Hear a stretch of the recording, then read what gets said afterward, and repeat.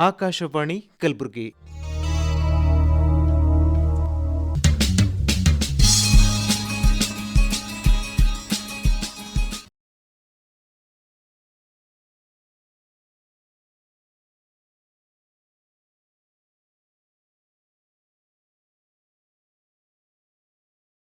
ಇಂದಿನ ಕಾರ್ಯಕ್ರಮದಲ್ಲಿ ಶ್ರೀಮತಿ ಮಲ್ಲಮ್ಮ ಎಸ್ ಕಾಳಗಿ ಮಹಾಗಾಂವ್ ಅವರ ಗುಬ್ಬಿ ಕಟ್ಟಿದ ಗೂಡು ಹಾಗೂ ಧರ್ಮರಾಜ್ ಆರ್ ಜವಳಿಯವರ ಸಂಪಾದಕತ್ವದ ಮತ್ತು ಪ್ರಧಾನ ಸಂಪಾದಕರಾದ ಹಣಮಂತ ಶೇರಿ ಖಜೂರಿ ಅವರ ಸಾಸಿರ ಸಿರಿ ಈ 2 ಪುಸ್ತಕಗಳನ್ನು ಪರಿಚಯಿಸುವವರು ಡಾ ಶ್ರೀನಿವಾಸ್ ಕುಷ್ಟಗಿ.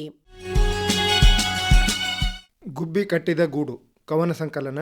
ಲೇಖಕರು ಶ್ರೀಮತಿ ಮಲ್ಲಮ್ಮ ಎಸ್ ಕಾಳಗಿ ಮಹಾಗಾಂವ್.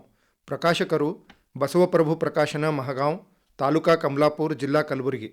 ಪಾತಾಳಗಂಗೆ ಎಂಬ ಕವನ ಸಂಕಲನ, ಭಕ್ತಿಗೀತೆಯ ಧ್ವನಿ ಸುರಳಿ, ಕಳ್ಳಿಮಠದ ಕಲ್ಪವೃಕ್ಷ ಸಮಗ್ರ ಕಾವ್ಯದ ಸಂಪಾದಕರಾಗಿ ಲಾಲ್ ಬಹದ್ದೂರ್ ಶಾಸ್ತ್ರಿ ಪುಸ್ತಕದ ರಚನೆ, ಹೀಗೆ ಒಂದಿಲ್ಲೊಂದು ಸಾಹಿತ್ಯ ಸಂಸ್ಕೃತಿಯ ಸೇವೆಯಲ್ಲಿ ತೊಡಗಿಕೊಂಡಿರುವ ಶ್ರೀಮತಿ ಮಲ್ಲಮ್ಮ ಎಸ್ ಕಾಳಗಿ ಮಹಾಗಾಂವ್ ಅವರು ಈಗ ಗುಬ್ಬಿ ಕಟ್ಟಿದ ಗೂಡು ಎಂಬ 85 ಕವನಗಳುಳ್ಳ ಕವನ ಸಂಕಲನವನ್ನು ಪ್ರಕಟಿಸಿರುವರು. ಕವನ ಸಂಕಲನದ ಶೀರ್ಷಿಕೆ ಗುಬ್ಬಿ ಕಟ್ಟಿದ ಗೂಡುವಿಗೆ ತಕ್ಕಂತಹ ಸೊಗಸಾದ ಮುಖಪುಟದಿಂದ ಪ್ರಕಟವಾಗಿರುವ ಈ ಕವನ ಸಂಕಲನದಲ್ಲಿ ಪರಿಸರ ಕಾಳಜಿ ಕುರಿತು 5 ಕವಿತೆಗಳಿವೆ. ಆಧುನಿಕ ಜೀವನ ಶೈಲಿಯಿಂದ ಕಾಡನ್ನೆಲ್ಲ ಬರಿದು ಮಾಡುತ್ತಿರುವ ಮನುಷ್ಯ ಮುಂದಿನ ಜನಾಂಗಕ್ಕೆ ಕೊಡುವುದೇನೆಂದರೆ ಬರಡು ನೆಲ, ಕಾಂಕ್ರೀಟ್ ಕಾಡು, ಭೂತಾಪಮಾನ ಹೆಚ್ಚಾಗುವಿಕೆ, ವಿಪರೀತ ಪ್ಲಾಸ್ಟಿಕ್ ಬಳಕೆಯಿಂದ ಅನೇಕ ರಾಸಾಯನಿಕಗಳು ವಾತಾವರಣದಲ್ಲಿ ಸೇರ್ಪಡಿಸುವಿಕೆ, ಪ್ಲಾಸ್ಟಿಕ್ನಿಂದಾಗಿ ಅನೇಕ ಮೂಕ ಪ್ರಾಣಿಗಳು ಜೀವ ಬಿಡುತ್ತಿರುವುದು. ಇದರಿಂದ ಪರಿಸರದಲ್ಲಿ ಅನೇಕ ಅನಾಹುತಗಳಾಗುತ್ತಿವೆ. ಇಂತಹ ಅನಾಹುತಗಳಾದರೆ ಇಡೀ ಭೂಮಂಡಲಕ್ಕೆ ಕುತ್ತು ಬರುವುದರಲ್ಲಿ 2 ಮಾತಿಲ್ಲ. ಇಂತಹ ಅನಾಹುತಗಳಾಗಬಾರದೆಂಬ ಕಳಕಳಿಯುಳ್ಳ ಕವಿ ಶ್ರೀಮತಿ ಮಲ್ಲಮ್ಮ ಎಸ್ ಕಾಳಗಿ ಮಹಾಗಾಂವ್ ಅವರು ಅರಳಿದರೆ ವನ, ಅರಳುವುದು ಮನ, ಬದುಕಿಗೆ ಆಸರೆ ಕಾನನ ಎಂದು ಅರಣ್ಯದ ಮಹತ್ವವನ್ನು ಹೇಳುತ್ತಾ, ಅಳಿದರೆ ವನ ಸಂಪತ್ತು, ಪ್ರಾಣಿ ಸಂಕುಲಕ್ಕೆ ವಿಪತ್ತು, ಜಲಧರೆಗೆ ಆಪತ್ತು ಎಂದು ಅರಣ್ಯ ನಾಶದಿಂದಾಗುವ ವಿಪತ್ತುಗಳ ಬಗೆಗೆ ಎಚ್ಚರಿಸುತ್ತಾರೆ. Forests are the lungs of earth ಎನ್ನುವ ಮಾತು ಇದಕ್ಕಾಗಿಯೇ ಬಹು ಪ್ರಸಿದ್ಧವಾದದ್ದು ಎಂಬುದು ಅರಣ್ಯದ ಐಸಿರಿ ಎಂಬ ಕವಿತೆ ಓದುತ್ತಿದ್ದಂತೆ ನೆನಪಿಗೆ ಬರುತ್ತದೆ. ಬದುಕು ಕಾನನದ ಜೀವಿಗಳು ಎಂಬ ಕವಿತೆಯಲ್ಲಿ ಎಲ್ಲ ಜೀವಿಗಳು ಸ್ವಚ್ಛಂದವಾಗಿ ಜೀವಿಸುವಂತಾಗಬೇಕು, ಹಸಿರನ್ನು ಉಳಿಸಿ ಬೆಳೆಸಿ ಭೂಮಂಡಲ ಕೆರಳದಂತೆ ನೋಡಿಕೊಳ್ಳುವುದು ನಮ್ಮ ನಿಮ್ಮೆಲ್ಲರ ಜವಾಬ್ದಾರಿ ಎಂಬ ಆಶಯವನ್ನು ಹೊಂದಿರುವ ಈ ಕವನದ ಸಾಲುಗಳು ಹೀಗಿವೆ. ಕೌತುಕದ ಬದುಕಿನ ಜೀವಿಗಳನ್ನು ಉಳಿಸಿ ಕಂಗೊಳಿಸುವ ಹಸಿರು ಬೆಳೆಸಿ ಕಂಕಣ ಕಟ್ಟಿ ಸಿದ್ಧರಾಗೋಣ, ಕಾನನವನ್ನು ಉಳಿಸೋಣ. ಈ ಸಾಲುಗಳನ್ನು ಓದುತ್ತಿದ್ದಂತೆ ಹಸಿರೇ ಉಸಿರು, ಮನೆಗೊಂದು ಮರ, ಊರಿಗೊಂದು ವನ ಎಂಬ ಘೋಷಣೆಗಳು ಎಷ್ಟು ಅರ್ಥಪೂರ್ಣವಾಗಿವೆ ಎಂದೆನಿಸುತ್ತದೆ. ಮಕ್ಕಳಿಗೆ ಗಿಡಗಳ ಉಡುಗೊರೆ, ಪರಿಸರದ ಮಹತ್ವವನ್ನು ಕುರಿತು ಮಕ್ಕಳಲ್ಲಿ ತಿಳುವಳಿಕೆ ಮೂಡಿಸುವುದು, ಪ್ಲಾಸ್ಟಿಕ್ ಬಳಸದೇ ಇರುವುದು, ಇಂತಹ ಕಾರ್ಯಕ್ರಮಗಳನ್ನು ಹಾಕಿಕೊಳ್ಳುವುದರಿಂದ ಈ ಸಂಕಲನದ ಕವಿಯ ಆಶಯಗಳನ್ನು ಪೂರ್ತಿಗೊಳಿಸಬಹುದೆನಿಸತೊಡಗುತ್ತದೆ. ಇದೇ ತರಹ ಕೊಡಗೈ ಪ್ರಕೃತಿ ಕವಿತೆಯ ಪ್ರಕೃತಿ ಹಾಳಾದರೆ ಜೀವನ ಗೋಳು, ಕಾಡು ಬೆಳೆಸಿ ಉಸಿರು ಉಳಿಸಿ ಕವಿತೆಯ ಉಸಿರ ಉಳಿಯಲು ಉಳಿಸಿ ಅರಣ್ಯ ನೆಲ ಎಂಬ ಸಾಲುಗಳಲ್ಲಿಯ ಪರಿಸರದ ಬಗೆಗೆ ಇರುವ ಕಾಳಜಿಯನ್ನು ಓದಿದಾಗ ಸುಂದರ ಪರಿಸರ ನಿರ್ಮಾಣಕ್ಕಾಗಿ ನಾವು ತೆಗೆದುಕೊಳ್ಳಬೇಕಾದ ನಿರ್ಣಯಗಳನ್ನು ನೆನಪಿಸಿಕೊಡುತ್ತವೆ. ಸಾಲುಮರದ ಸರದಾರಿಣಿ ಎಲ್ಲಿ ಸಾಲುಮರದ ತಿಮ್ಮಕ್ಕನ ಸಾಧನೆಯನ್ನು ಓದುತ್ತಿದ್ದಂತೆ ಪುಳುಕಗೊಳ್ಳುವ ಓದುಗ, ಆ ತಾಯಿ ಗಿಡಗಳನ್ನೇ ತನ್ನ ಮಕ್ಕಳಂತೆ ಸಾಕಿ ಸಲುಹಿ ಬೆಳೆಸಿದರು. ಅದನ್ನು ಓದುವಾಗ ತಾಯಿ ತಿಮ್ಮಕ್ಕನಿಗಿದ್ದ ಗಿಡ ಮರಗಳ ಮಹತ್ವವನ್ನು ಪ್ರತಿಯೊಂದು ಮಗುವಿಗೂ ತಿಳಿಸಿ ಹೇಳುವುದರಿಂದ ಮುಂದಿನ ಜನಾಂಗ ಗಿಡ ಮರಗಳನ್ನು ರಕ್ಷಿಸಿ ಪರಿಸರದ ಸಮತೋಲನ ತಪ್ಪದಂತೆ ನೋಡಿಕೊಳ್ಳುವರು ಎಂಬುದನ್ನು ಸಾಲುಮರದ ಸರದಾರಿಣಿ ಓದುತ್ತಿದ್ದಂತೆ ಭರವಸೆ ಮೂಡತೊಡಗುತ್ತದೆ.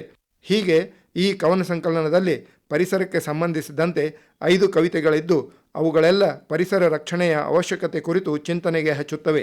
ಪುಸ್ತಕ ಪೀಠೋಪಕರಣವಲ್ಲ, ಆದರೆ ಒಂದು ಮನೆಯನ್ನು ಅದಕ್ಕಿಂತ ಸುಂದರವಾಗಿ ಬೇರಾವ ವಸ್ತುವು ಅಲಂಕರಿಸಲಾರದು ಎನ್ನುವ ಹೆನ್ನಿ ವಾರ್ಡ್ ಬೀಚರ್ ಅವರ ಮಾತು ಅಲ್ಲದೆ ನಾನು ಎಂದೂ ಕಾಲ ಕಳೆಯುವ ಸಲುವಾಗಿ ಓದುವುದಿಲ್ಲ, ತಿಳುವಳಿಕೆಗೋಸ್ಕರವಾಗಿ ಓದುವುದಿಲ್ಲ, ನನ್ನನ್ನೇ ಮರೆಯಲು ಆನಂದ ಪರವಶನಾಗಲು ಓದುತ್ತೇನೆ, ನನ್ನನ್ನು ನಾನು ಮರೆಯುವಂತೆ ಮಾಡಬಲ್ಲ ಲೇಖಕನಿಗೆ ಸದಾ ಹುಡುಕುತ್ತಲೇ ಇರುತ್ತೇನೆ ಎಂಬ ಹೆನ್ನಿ ಮಿಲ್ಲರ್ ಅವರ ಮಾತುಗಳು ಪುಸ್ತಕಗಳ ಮಹತ್ವವನ್ನು ವಿವರಿಸುತ್ತವೆ.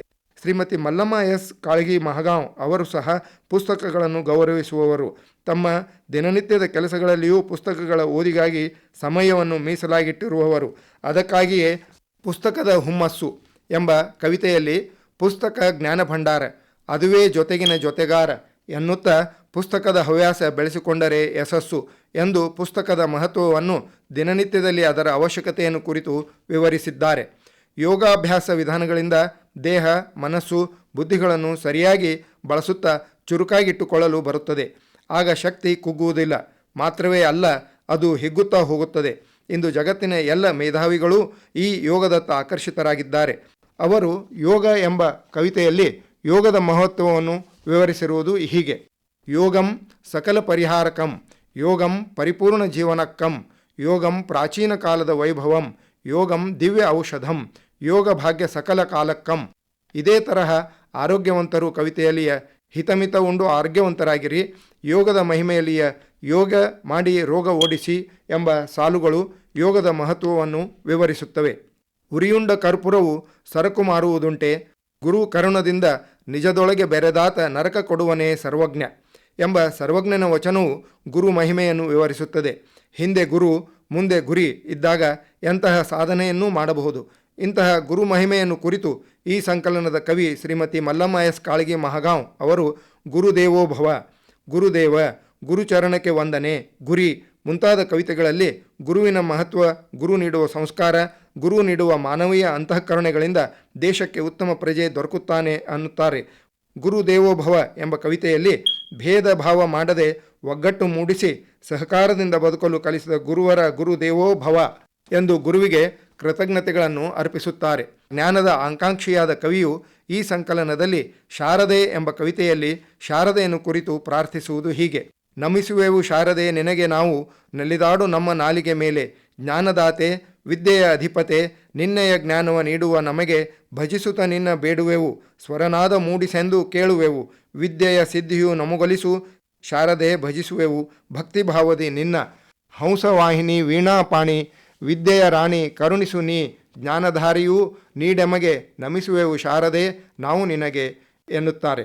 ಹೋಳಿ ಹಬ್ಬದಲ್ಲಿರುವ ಭಾವೈಕ್ಯತೆಯ ಸಡಗರ, ಕಲಬುರಗಿ ಎಂದರೆ ತೊಗರಿಯ ನಾಡು, ಪುಟ್ಟರಾಜರ ಸಂಗೀತ ಸೇವೆ ಸಾಧನೆ, ರಾಮನೆಂದರೆ ಭಾರತೀಯ ಸಂಸ್ಕೃತಿ, ತ್ಯಾಗ, ಕರ್ತವ್ಯ, ಧೈರ್ಯ, ಮಾತಿನಂತೆ ನಡೆಯುವುದು, ರೈತನ ಮುಖದಲ್ಲಿ ಮಂದಹಾಸ ಮೂಡುವ ಕ್ಷಣ, ಕನ್ನಡ ನಾಡಿನ ನೆಲ, ಗಾಳಿ, ನೀರಿನ ವೈಶಿಷ್ಟ್ಯ, ತುಮಕೂರು ಸಿದ್ಧಗಂಗಾ ಶ್ರೀಗಳ ವಿಸ್ಮಯದ ಬದುಕು, ಸಂಕ್ರಾಂತಿ, ಯುಗಾದಿ ಹಬ್ಬಗಳ ವೈಶಿಷ್ಟ್ಯ, ಸಡಗರ, ಮಾತೃಭೂಮಿ ಎಂದರೆ ಸ್ವರ್ಗಕ್ಕಿಂತ ಮಿಗಿಲು, ಹೆಣ್ಣು ಮಗುವನ್ನು ಪ್ರೀತಿಸು, ಆಸೆಗಳಿಗೆ ಮಿತಿಯಿರಲಿ, ವಿವಿಧತೆಯಲ್ಲಿ ಏಕತೆಯನ್ನು ಹೊಂದಿರುವ ಭವ್ಯ ಭಾರತ, ಶರಣರ ಬಗೆಗೆ ಇರುವ ಪೂಜ್ಯ ಭಾವನೆ, ಶ್ರಾವಣದ ವೈಭವ, ಬಸವಣ್ಣನವರ ಸಾಧನೆಯನ್ನು ಕುರಿತು, ಬುದ್ಧನ ಸಂದೇಶಗಳನ್ನು ಕುರಿತು, ಮಳೆರಾಯನಿಗೆ ಪ್ರಾರ್ಥನೆ, ಕಲಬುರಗಿಯ ಆರಾಧ್ಯ ದೇವರು ಶ್ರೀ ಶರಣಬಸವೇಶ್ವರರ ತೇರಿನ ಸಂಭ್ರಮ, ಮತದಾನದ ಮಹತ್ವ, ಇಂದಿನ ದಿನದಲ್ಲಿ ಮಹಿಳೆ ಎದುರಿಸುತ್ತಿರುವ ಸವಾಲುಗಳು, ಕನ್ನಡದ ಶ್ರೀಮಂತಿಕೆ, ಶಾಂತಿಯ ಹುಡುಕಾಟ, ಮಾನವ ಜನ್ಮ ದೊಡ್ಡದು, ಅದನ್ನು ಸಾರ್ಥಕಪಡಿಸಿಕೊಳ್ಳಬೇಕು, ಪ್ರೊಫೆಸರ್ ವಸಂತ್ ಕುಷ್ಟಗಿಯವರ ಜೀವನ ಸಾಧನೆಯನ್ನು ಕುರಿತು, ಹೀಗೆ ಅನೇಕ ವಿಷಯಗಳನ್ನು ಬರೆದ ಕವಿತೆಗಳು ಈ ಸಂಕಲನದಲ್ಲಿ ಸಂಕಲನಗೊಂಡಿವೆ. ಶಿಕ್ಷಣ ಕ್ಷೇತ್ರದಲ್ಲಿ ದುಡಿಯುತ್ತಿರುವ ಶ್ರೀಮತಿ ಮಲ್ಲಮ್ಮ ಎಸ್ ಕಾಳಗಿ ಮಹಗಾಂವ್ ಅವರು ಮಕ್ಕಳ ಮುಗ್ಧ ಮನಸ್ಸನ್ನು ಬಲ್ಲವರು, ಮಕ್ಕಳನ್ನೆಲ್ಲ ದೇಶದ ಆಸ್ತಿಯನ್ನಾಗಿ ಮಾಡುವ ಗುರಿಯನ್ನು ಹೊಂದಿದವರು. ಅದಕ್ಕಾಗಿಯೇ ಅವರು ದೇಶ ಕಟ್ಟೋಣ ಎಂಬ ದೇಶಭಕ್ತ ಗೀತೆಯಲ್ಲಿ ಸ್ವತಂತ್ರ ಭಾರತದ ಮಕ್ಕಳು ನಾವು ಹಕ್ಕಿಗಳಂತೆ ಹಾರೋಣ, ಆಗಸದ ಚುಕ್ಕೆಗಳಂತೆ ಬೆಳಕ ಬೀರೋಣ, ತ್ಯಾಗ ಬಲಿದಾನಗೈದ ವ್ಯಕ್ತಿಗಳ ಈ ದಿನ ನಾವು ಸ್ಮರಿಸೋಣ, ಅವರ ನೆತ್ತರದ ಉತ್ತರಾಧಿಕಾರಿಗಳು ನಾವು, ಎತ್ತರಕ್ಕೆ ಬೆಳೆಯೋಣ, ಸಂಸ್ಕೃತಿ ಸದ್ವಿಚಾರಗಳ ಬುನಾದಿ ಹಾಕಿ ಕಲಿಕಾಲದ ಮಕ್ಕಳನ್ನು ಒಂದುಗೂಡಿಸಿ ಮಂದಿರ ಮಸೀದಿಗಳ ಕಾದಾಟ ಬಿಟ್ಟು ಭಾರತ ಮಾತೆಯ ಪೂಜಿಸೋಣ, ಜೀವನ ಪಾವನಗೊಳಿಸೋಣ, ಸಮೃದ್ಧ ದೇಶವ ಕಟ್ಟೋಣ ಎಂದು ಭಾವೈಕ್ಯತೆಯ ಸೊಗಸನ್ನು ಮಕ್ಕಳಲ್ಲಿ ಬಿತ್ತಿದ್ದಾರೆ. ಅವರಿಂದ ಇನ್ನಷ್ಟು ಒಳ್ಳೆಯ ಕವಿತೆಗಳು ಮೂಡಿಬರಲಿ. ಸಾಸಿರ ಸಿರಿ, ಆಳಂದ್ ತಾಲೂಕಾ 12ನೇ ಕನ್ನಡ ಸಾಹಿತ್ಯ ಸಮ್ಮೇಳನದ ಸ್ಮರಣ ಸಂಚಿಕೆ. ಪ್ರಧಾನ ಸಂಪಾದಕರು ಶ್ರೀ ಹನುಮಂತ ಶೇರಿ ಖಜೂರಿ, ಸಂಪಾದಕರು ಧರ್ಮರಾಜ್ ಆರ್ ಜವಳಿ, ಪ್ರಕಾಶಕರು ತಾಲೂಕಾ ಕನ್ನಡ ಸಾಹಿತ್ಯ ಪರಿಷತ್ತು ಆಳಂದ್. ಪ್ರಥಮ ಮುದ್ರಣ 2025. ಆಲಂದೇ ಸಾಸಿರ ಎಂದು 1000 ಹಳ್ಳಿಗಳ ನಾಡೆಂದು ಪ್ರಸಿದ್ಧಿ ಹೊಂದಿದ ನೆಲವೇ ಈಗಿನ ಆಳಂದ್ ತಾಲೂಕಿನ ನೆಲ. ಆಲಂದೇ ಸಾಸಿರವೆಂದು ಶಾಸನಗಳಲ್ಲಿ ಕಂಡುಬರುವ ಇಂದಿನ ಕಲಬುರಗಿ ಜಿಲ್ಲೆಯ ಆಳಂದವು ತಾಲೂಕು ಸ್ಥಳವಾಗಿದ್ದು ಪಶ್ಚಿಮ ಮತ್ತು ಉತ್ತರಕ್ಕೆ ಮಹಾರಾಷ್ಟ್ರ ರಾಜ್ಯದೊಂದಿಗೆ ಗಡಿಯನ್ನು ಹಂಚಿಕೊಂಡಿದೆ. ಮೌರ್ಯರು, ಶಾತವಾಹನರು, ರಾಷ್ಟ್ರಕೂಟರು, ಕಲ್ಯಾಣಿ ಚಾಲುಕ್ಯರು, ಕಲಚುರಿಯರು, ಯಾದವರು, ಬಹಮನಿ ಸುಲ್ತಾನರು, ಆದಿಲ್ ಶಾಹಿಗಳು, ಮರಾಠರು, ಹೈದರಾಬಾದ್ ನಿಜಾಮರು ಈ ಪ್ರದೇಶದಲ್ಲಿ ಆಳ್ವಿಕೆಯನ್ನು ನಡೆಸಿದ್ದರು. ಕಲ್ಯಾಣ ಚಾಲುಕ್ಯರ 6ನೇ ವಿಕ್ರಮಾದಿತ್ಯನ ಕಾಲದಲ್ಲಿ ಆಳಂದ ಪ್ರಾಂತೀಯ ರಾಜಧಾನಿಯಾಗಿದ್ದು ಅದನ್ನು 6ನೇ ವಿಕ್ರಮಾದಿತ್ಯನ ಪಟ್ಟದ ರಾಣಿ ಚಂದಲಾದೇವಿ ಆಳುತ್ತಿದ್ದರು. ಈ ಮಾಹಿತಿಗೆ ಆ ಪ್ರದೇಶದಲ್ಲಿ ದೊರೆಯುವ ಶಾಸನಗಳು ಸಾಕ್ಷಿಯಾಗಿವೆ. ಬೌದ್ಧ ಸನ್ಯಾಸಿ ಬಾವರಿ, ಜೈನ ಮುನಿ ಭದ್ರಬಾಹು ಭಟ್ಟಾರರಿಗೂ ಆಳಂದ ಪ್ರದೇಶದ ಸಂಬಂಧವಿದ್ದುದು. ಬಹಮನಿ ಸುಲ್ತಾನರ ಕಾಲದಲ್ಲಿ ದೆಹಲಿಯ ಸೂಫಿ ಸಂತ ಹಜರತ್ ಲಾಡ್ಲೆಯ ಮಶಾಕರು ಆಳಂದಕ್ಕೆ ಭೇಟಿ ನೀಡಿ ಇಲ್ಲಿಯೇ ಸಮಾಧಿಸ್ಥರಾಗಿರುವುದು. ರಷ್ಯಾ ಪ್ರವಾಸಿ ನಿಕೋಟಿಸನು ಆಳಂದಕ್ಕೆ ಭೇಟಿ ನೀಡಿ ಈ ಪ್ರದೇಶದ ಜನಜೀವನ, ಆಡಳಿತ ವ್ಯವಸ್ಥೆ, ಸ್ಮಾರಕಗಳನ್ನು ಕುರಿತು ತನ್ನ ಗ್ರಂಥದಲ್ಲಿ ದಾಖಲಿಸಿರುವುದು. ಇವೆಲ್ಲ ಆಳಂದದ ಇತಿಹಾಸವನ್ನು, ಸಾಂಸ್ಕೃತಿಕ ಬದುಕನ್ನು ವಿವರಿಸುತ್ತವೆ. ಈ ಆಳಂದದ ನೆಲ ಸ್ವಾತಂತ್ರ್ಯ ಹೋರಾಟಗಾರರಿಗೂ ಜನ್ಮ ನೀಡಿದ ಪುಣ್ಯ ನೆಲ. Sarvashri A V. Patil, Annarao Patil, Digambararao Kalmankar, Ramachandragowda Patil, Gurubhimarao M, Bhairappagowda Patil Bhusnur, P N. Shah ಮುಂತಾದವರು ದೇಶ ಸೇವೆಗಾಗಿ ತಮ್ಮನ್ನು ಅರ್ಪಿಸಿಕೊಂಡವರು. ಖ್ಯಾತ ಚಿತ್ರಕಲಾವಿದರಿಗೂ ಜನ್ಮ ಕೊಟ್ಟ ಪುಣ್ಯಸ್ಥಳ ಆಳಂದ್. ಇಷ್ಟೊಂದು ಸಾಂಸ್ಕೃತಿಕ ಹಿರಿಮೆಯನ್ನು ಹೊಂದಿರುವ ಆಳಂದ್ ಅನೇಕ ಪ್ರಸಿದ್ಧ ಲೇಖಕರನ್ನು, ಕವಿಗಳನ್ನು ನಾಡಿಗೆ ಕೊಟ್ಟಿದೆ. ಇಂತಹ ಸಾಹಿತಿ ಲೇಖಕರನ್ನು ಗೌರವಿಸುವ ಸುಸಂಸ್ಕೃತ ಪರಿಪಾಠವನ್ನು ಹಾಕಿಕೊಂಡಿರುವ ಆಳಂದ ಜನತೆ ಅನೇಕ ಸಾಹಿತ್ಯ ಸಮ್ಮೇಳನಗಳನ್ನು ಏರ್ಪಡಿಸಿ ಆ ಸಮ್ಮೇಳನಗಳ ಅಧ್ಯಕ್ಷತೆಯ ಗೌರವವನ್ನು ಆ ಹಿರಿಯ ಸಾಧಕ ಲೇಖಕರಿಗೆ ಕೊಟ್ಟು ತನ್ನ ಕೃತಜ್ಞತೆಗಳನ್ನು ಅರ್ಪಿಸುತ್ತಿದ್ದಾರೆ. ಈ ಹಿನ್ನೆಲೆಯಲ್ಲಿ ಸಾಸಿರ ಸಿರಿ ಎಂಬ ಸ್ಮರಣ ಸಂಚಿಕೆಯನ್ನು ಆಳಂದ್ ತಾಲೂಕಿನ 12ನೇ ಕನ್ನಡ ಸಾಹಿತ್ಯ ಸಮ್ಮೇಳನದ ನೆನಪಿನಲ್ಲಿ ಪ್ರಕಟಿಸಲಾಗಿದೆ. ಈ ಸಂಚಿಕೆಯಲ್ಲಿ ಮೊದಲ ತಾಲೂಕು ಸಾಹಿತ್ಯ ಸಮ್ಮೇಳನದ ಸರ್ವಾಧ್ಯಕ್ಷರಾದ ಡಾಕ್ಟರ್ ಟಿ.ಎಂ. ಭಾಸ್ಕರ್ ಅವರನ್ನು ಕುರಿತು ಡಾಕ್ಟರ್ ಅಪ್ಪಾಸಾಬ್ ಬಿರಾದರ್ ಅವರು ಬರೆದಿರುವ ಲೇಖನದಲ್ಲಿ ಡಾಕ್ಟರ್ ಭಾಸ್ಕರ್ ಅವರ ಶಿಕ್ಷಣ, ಸಂಶೋಧನಾಧ್ಯಯನ, ಸಾಹಿತ್ಯ ಸಾಧನೆಯ ವಿವರಗಳನ್ನು ಕೊಟ್ಟಿದ್ದಾರೆ. ಅಲ್ಲದೆ ಡಾಕ್ಟರ್ ಟಿ.ಎಂ. ಭಾಸ್ಕರ್ ಅವರು ಬರೆದಿರುವ ಪುಸ್ತಕಗಳ ಪಟ್ಟಿಯನ್ನು ಕೊಟ್ಟಿರುವರು. ಆಳಂದ್ ತಾಲೂಕು 2ನೇ ಕನ್ನಡ ಸಾಹಿತ್ಯ ಸಮ್ಮೇಳನದ ಅಧ್ಯಕ್ಷರಾದ ಡಾಕ್ಟರ್ ಎಸ್.ಎಂ. ಹಿರೇಮಠ್ ಅವರನ್ನು ಕುರಿತು ಶ್ರೀ ಡಿ.ಎಂ. ಪಾಟೀಲ್ ಸರಸಂಬ ಅವರು ಬಹುಮುಖ ಪ್ರತಿಭೆಯ ಡಾಕ್ಟರ್ ಎಸ್.ಎಂ. ಹಿರೇಮಠ್ ಎಂಬ ಲೇಖನದಲ್ಲಿ ಡಾಕ್ಟರ್ ಎಸ್.ಎಂ. ಹಿರೇಮಠರ ಶಿಕ್ಷಣ, ಬೋಧನೆಯ ಸೇವೆ, ಕೌಟುಂಬಿಕ ವಿವರ, ಅವರಿಗೆ ದೊರೆತ ಪ್ರಶಸ್ತಿ, ಗೌರವ ವಿವರಗಳು, ನಿರಂತರವಾಗಿ ಬರವಣಿಗೆ, ಅಧ್ಯಯನದಲ್ಲಿ ತೊಡಗಿಕೊಂಡು ಸಮಾಧಾನ ಚಿತ್ತದಿಂದ ಕೆಲಸ ಕಾರ್ಯ ಮಾಡುತ್ತಿರುವರು ಎಂದು ಶ್ರೀ ಡಿ.ಎಂ. ಪಾಟೀಲರು ತಮ್ಮ ಲೇಖನದಲ್ಲಿ ಅಭಿಪ್ರಾಯವನ್ನು ವ್ಯಕ್ತಪಡಿಸಿರುವರು. 3ನೇ ತಾಲೂಕು ಆಳಂದ್ ಸಾಹಿತ್ಯ ಸಮ್ಮೇಳನದ ಸರ್ವಾಧ್ಯಕ್ಷರಾದ ಡಾಕ್ಟರ್ ನಾಗಾಬಾಯಿ ಬುಳ್ಳಾ ಅವರನ್ನು ಕುರಿತು ಡಾಕ್ಟರ್ ಸುಖದೇವಿ ಮಾದಪ್ಪ ಘಂಟೆ ದರ್ಗಾ ಶಿರೂರ್ ಅವರು ಮಹಿಳಾ ಚಿಂತಕಿ ನಾಗಾಬಾಯಿ ಬುಳ್ಳಾ ಎಂಬ ಲೇಖನವನ್ನು ಬರೆದಿರುವರು. 4ನೇ ಆಳಂದ್ ತಾಲೂಕು ಕನ್ನಡ ಸಾಹಿತ್ಯ ಸಮ್ಮೇಳನದ ಸರ್ವಾಧ್ಯಕ್ಷರು ಶರಣ ಸಾಹಿತಿ ಶ್ರೀ ಆರ್.ಎಸ್. ಸ್ವಾಮಿ ಅವರು. ಇವರನ್ನು ಕುರಿತು ಲೇಖನ ಬರೆದಿರುವವರು ಶ್ರೀ ಸಂತೋಷ್ ಹೂಗಾರ್ ತಡಕಲ್ ಅವರು. ಶ್ರೀ ಆರ್.ಎಸ್. ಸ್ವಾಮಿ ಅವರು 5,000ಕ್ಕೂ ಹೆಚ್ಚು ಪುಸ್ತಕಗಳ ಸಂಗ್ರಹವನ್ನು ಹೊಂದಿದ್ದು ಅನೇಕ ಪುಸ್ತಕಗಳನ್ನು ಪ್ರಕಟಿಸಿರುವರು. ಅಲ್ಲದೆ ಭಾರತದ ಸುವರ್ಣ ಮಹೋತ್ಸವ ಸಂದರ್ಭದಲ್ಲಿ ಆಳಂದ್ ತಾಲೂಕಿನ ಸಮಗ್ರ ಪರಿಚಯವನ್ನು ಮಾಡಿಕೊಡುವ 400 ಪುಟಗಳ ಬೃಹತ್ ಸಂಪುಟವನ್ನು 1 ತಿಂಗಳ ಅವಧಿಯಲ್ಲಿ ಸಿದ್ಧಪಡಿಸಿ ಪ್ರಕಟಿಸಿದ ಸಾಧನೆಯ ವಿವರಗಳನ್ನು ಶ್ರೀ ಸಂತೋಷ್ ಹೂಗಾರ್ ತಡಕಲ್ ಅವರು ಲೇಖನದಲ್ಲಿ ಮಾಹಿತಿಯನ್ನು ಕೊಟ್ಟಿರುವರು. ಡಾಕ್ಟರ್ ಸೂರ್ಯಕಾಂತ್ ಪಾಟೀಲ್ ಸರಸಂಬ ಅವರು ಆಳಂದ್ ತಾಲೂಕು 6ನೇ ಕನ್ನಡ ಸಾಹಿತ್ಯ ಸಮ್ಮೇಳನದ ಸರ್ವಾಧ್ಯಕ್ಷರಾದ ಡಾಕ್ಟರ್ ಪ್ರಭು ಖಾನಾಪುರೆ ಅವರನ್ನು ಕುರಿತು ಬಂಡಾಯ ಕವಿ ಡಾಕ್ಟರ್ ಪ್ರಭು ಖಾನಾಪುರೆ ಎಂಬ ಪರಿಚಯಾತ್ಮಕ ಲೇಖನವನ್ನು ಬರೆದಿರುವರು. 8ನೇ ಆಳಂದ್ ತಾಲೂಕು ಸಾಹಿತ್ಯ ಸಮ್ಮೇಳನದ ಸರ್ವಾಧ್ಯಕ್ಷರಾದ ಡಾಕ್ಟರ್ ನೀಲಾಂಬಿಕಾ ಅವರನ್ನು ಕುರಿತು ಶ್ರೀಮತಿ ಮಹಾದೇವಿ ಡಿ ಪಾಟೀಲ್ ಸರಸಂಬ, 9ನೇ ತಾಲೂಕು ಸಾಹಿತ್ಯ ಸಮ್ಮೇಳನ ಅಧ್ಯಕ್ಷರಾದ ಶ್ರೀ ಎಸ್.ಪಿ. ಸುಳ್ಳದ್ ಅವರನ್ನು ಕುರಿತು ಡಾಕ್ಟರ್ ಅಶೋಕ್ ಆರ್. ರೆಡ್ಡಿಯವರು, 10ನೇ ತಾಲೂಕು ಸಾಹಿತ್ಯ ಸಮ್ಮೇಳನದ ಅಧ್ಯಕ್ಷರಾದ ಶ್ರೀ ಶಿವಶಾಂತ್ ಎಸ್. ರೆಡ್ಡಿಯವರನ್ನು ಕುರಿತು ಶ್ರೀ ಅಮೃತ್ ಎಸ್. ತಳಕೇರಿ ಮುನ್ನಹಳ್ಳಿಯವರು. ಈ ಎಲ್ಲ ಲೇಖನಗಳು ಪ್ರತಿ ಸಮ್ಮೇಳನದ ಅಧ್ಯಕ್ಷರ ಜೀವನ ಸಾಧನೆಯನ್ನು ಕುರಿತು ವಿವರವಾದ ಮಾಹಿತಿಗಳನ್ನು ಕೊಡುತ್ತವೆ. ಸಾಸಿರ ಸಿರಿ 12ನೇ ಆಳಂದ್ ತಾಲೂಕು ಕನ್ನಡ ಸಾಹಿತ್ಯ ಸಮ್ಮೇಳನದ ಸಂದರ್ಭದಲ್ಲಿ ಬಿಡುಗಡೆಯಾಗಿದ್ದು ಈ ತಾಲೂಕಿನ ಸಾಹಿತ್ಯ ಪರಂಪರೆಯನ್ನು ಅಧ್ಯಯನ ಮಾಡುವವರಿಗೆ ಉಪಯುಕ್ತ ಮಾಹಿತಿಯನ್ನು ಕೊಡುತ್ತದೆ. ಗಡಿಯಾಚೆಯ ಸಮಸ್ಯೆಗಳನ್ನು ಮೀರಿ ತನ್ನತನವನ್ನು ಉಳಿಸಿಕೊಂಡು ಬಂದು ಕನ್ನಡದ ಅಭಿಮಾನವನ್ನು ಉಳಿಸಿಕೊಂಡು ಬೆಳೆಸಿಕೊಂಡು ಬರುತ್ತಿರುವ ಆಳಂದ್ ತಾಲೂಕು ಸಾಹಿತ್ಯ ಪರಿಷತ್ತು ತಾಲೂಕು ಸಾಹಿತ್ಯ ಸಮ್ಮೇಳನಗಳನ್ನು ಅತ್ಯಂತ ಶಿಸ್ತಿನಿಂದ ನಡೆಸಿಕೊಂಡು ಬರುತ್ತಿರುವುದಕ್ಕೆ ಸಾಸಿರ ಸಿರಿ ಸ್ಮರಣ ಸಂಚಿಕೆ ಸಾಕ್ಷಿಯಾಗಿದೆ. ಈ ಸಂಚಿಕೆಯ ಪ್ರಧಾನ ಸಂಪಾದಕರಾದ ಶ್ರೀ ಹಣಮಂತ್ ಶೇರಿ ಖಜೂರಿ ಅವರಿಗೂ ಸಂಪಾದಕರಾದ ಶ್ರೀ ಧರ್ಮರಾಜ್ ಆರ್ ಜವಳಿ ಅವರಿಗೂ ಅಭಿನಂದನೆಗಳು. ಕಲಬುರಗಿ ಜಿಲ್ಲೆಯ ಸಾಹಿತ್ಯ ಚರಿತ್ರೆ ಬರೆಯುವಾಗ ಸಾಸಿರ ಸಿರಿ ಸಂಚಿಕೆ ಉಪಯುಕ್ತ ಮಾಹಿತಿಯನ್ನು ಕೊಡುತ್ತದೆ.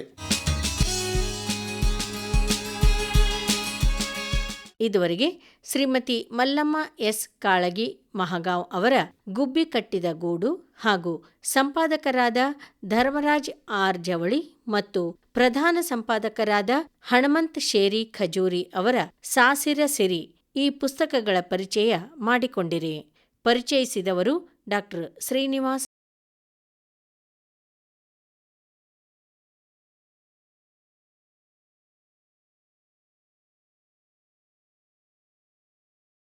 ಸಂಕಲನ ಪೂಜಾ ಏಕದಂಡಿಗೆ ಮಠ್.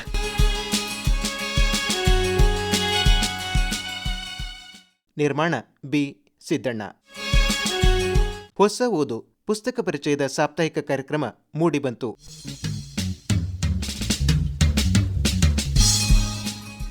ಇದು ಆಕಾಶವಾಣಿ ಕಲಬುರಗಿ.